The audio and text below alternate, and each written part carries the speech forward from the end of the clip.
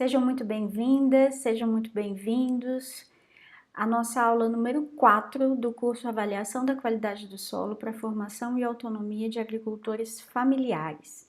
Eu sou a professora Caroline e a gente dá continuidade hoje ao assunto iniciado na última aula, onde caracterizamos um pouco o solo e a sua relação ao longo do tempo com a própria formação e estruturação da humanidade. E hoje traremos uma outra perspectiva dos solos como um componente da paisagem. E a partir disso a gente vai demonstrar alguns fundamentos.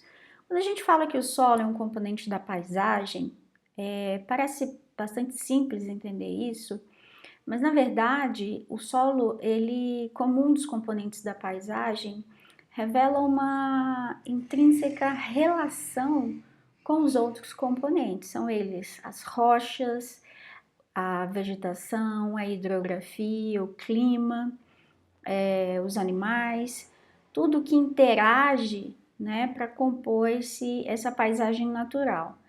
E os solos, como um dos componentes, está em fino equilíbrio com esses outros componentes. E a primeira pessoa a trazer essa percepção do solo como um componente da paisagem foi o russo Dokuchaev, que é até hoje considerado o pai da pedologia. Para ele, então, e é o entendimento que temos até hoje, os solos representam então um corpo dinâmico e ele naturalmente se organiza. As partículas que o compõem demonstram um nível de organização, né? É importante ressaltar que os solos eles são tridimensionais, ou seja, para além dessa variação vertical, que de maneira geral é muito simples de ser enxergada a partir da variação das cores, da textura, da presença ou da ausência de sistemas radiculares, a presença ou a ausência de fragmentos de rocha, essas variações verticais são muito fáceis de serem vistas. No entanto, é importante ressaltar que os solos também variam lateralmente, ou seja, a depender de cada tipo de paisagem, seja uma paisagem de um clima mais seco, seja uma paisagem de uma rocha mais resistente, seja uma paisagem sob um conjunto vegetacional, como a floresta amazônica, tudo isso certamente fará com que os solos sobre os quais esses outros componentes da paisagem se desenvolvem também serão diferentes, ok? Vale ressaltar que os solos eles são entendidos como um sistema trifásico, ou seja, você tem componentes na fase líquida, na fase sólida e na fase gasosa. São eles, então, a fase sólida do solo, entendemos ser composta principalmente por minerais. Aqui a gente consegue ver que em torno de 46, 45% do volume dos solos é composto por minerais. Outros 4% representam os materiais orgânicos nos mais diferentes níveis de decomposição. Essa seria então a fase sólida. A fase líquida, que também é uma fase muito importante dos solos, é representada pela água, que na verdade não é uma água pura, e sim uma solução, né? Uma água cheia de elementos químicos em solução, né? Que representam aquele compartimento prontamente disponível para a nutrição das plantas em termos de nutrientes. Por fim, a fase gasosa são os espaços porosos trazidos aí pela acomodação das outras duas fases, que é o que a gente chama de atmosfera do solo. Os solos, de maneira geral, enquanto componentes da paisagem, eles desempenham um conjunto de funções, né? O que representa isso? Os solos, naturalmente, são essenciais à vida no planeta, né? O principal substrato a partir do qual desenvolvemos o cultivo de alimentos. Sem os solos, dificilmente teríamos uma produção de alimento capaz de sustentar a população mundial. Mas para além dessa produção de alimentos que a gente está vendo aqui, né, não só a produção direta, mas também o pasteio de animais, enfim, né, e a retirada de fibras e combustíveis de origem animal também. Uma outra função bastante importante é o sequestro, né, de carbono. Hoje em dia a gente fala tanto sobre mudanças climáticas, os solos representam um compartimento importante de sequestro de carbono e ele faz isso a partir da matéria orgânica, tá? Também falamos de um sistema de purificação das águas, uma vez que as águas superficiais infiltram no solo e interagem com seus materiais, sobretudo com os minerais, essa água consegue seguir o seu caminho até chegar nos cursos d'água de maneira muito mais purificada, porque esses agentes poluentes tendem a serem capturados pelo solo também. Existe uma relação de regulação do clima, já vista que o espaço poroso dos solos também possui importante papel na emissão de gases a partir da respiração dos micro-organismos. A gente tem a ciclagem de nutrientes, né? Uma vez que uma folha de uma árvore cai sobre o solo, aquele material é rapidamente decomposto e vira matéria orgânica, né? E essa matéria orgânica em algum momento é absorvida pelas plantas, então há um processo de ciclagem.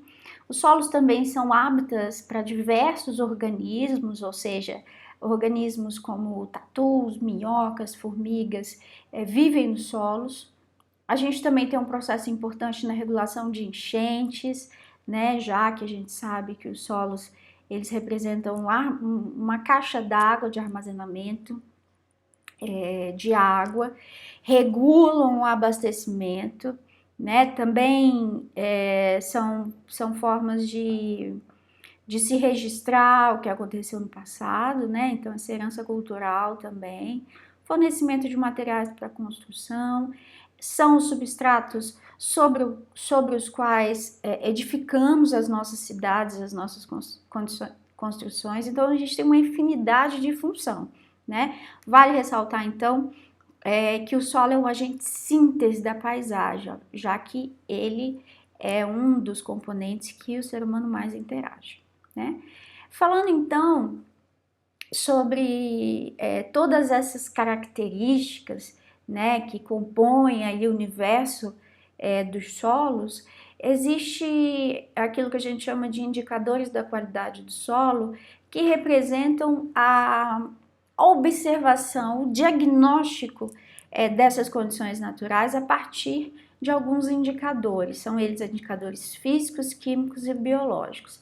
Quando a gente fala em indicadores de qualidade do solo, indicadores físicos, a gente está falando sobretudo da análise dos agregados, que são aqueles torrões individualizados que se formam naturalmente, né?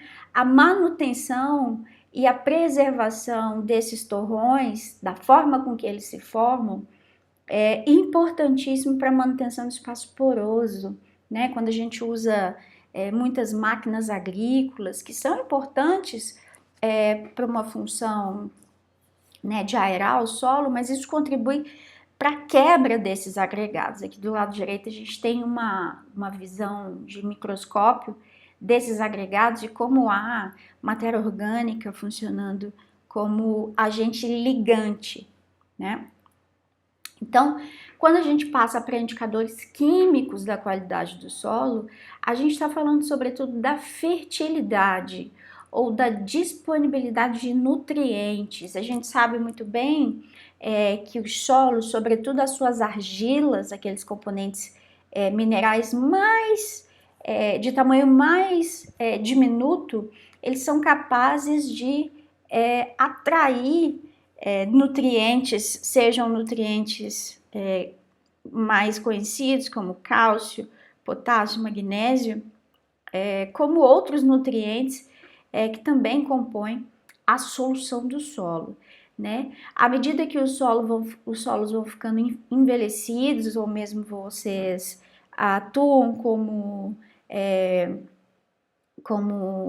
agricultores, e à medida que as safras vão passando, essa carga de nutrientes que o solo naturalmente tem vai diminuindo. Então é por isso que é importante, né, processos aí de recomposição desses nutrientes a partir da adubação. Existem diversas formas de adubação, né, e algumas delas são bastante eficientes para recompor essa solução do solo, tá? Até porque à medida que você esgota esse armazenamento de nutrientes, né, vão predominando esses nutrientes de carga negativa. Isso não é interessante para o cultivo e para o manejo, já vista que, né, todo e qualquer tipo de fosfato, por exemplo, é aprisionado no solo e acaba não estando disponível para as plantas.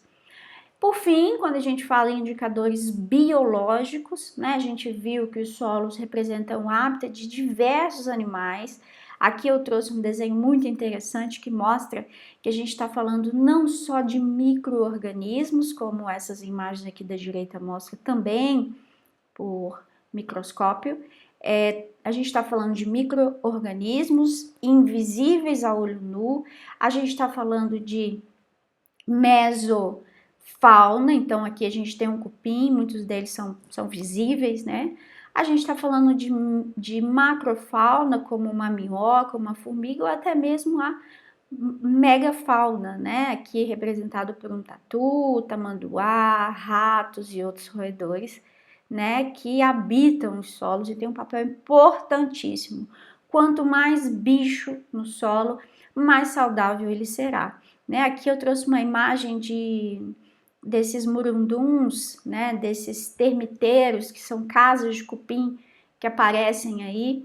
E muita gente é tomado a retirar eles da superfície, só que eles são importantíssimos indicadores de qualidade. Onde você tem esses termiteiros, essas casas de cupim, certamente o solo está em boa saúde, tá? Bom, e como avaliar essas características, né? Nosso curso ele caminha para trazer uma alternativa de baixo custo e de baixa complexidade para avaliação da qualidade do solo, que é o que vocês vão ver na próxima aula.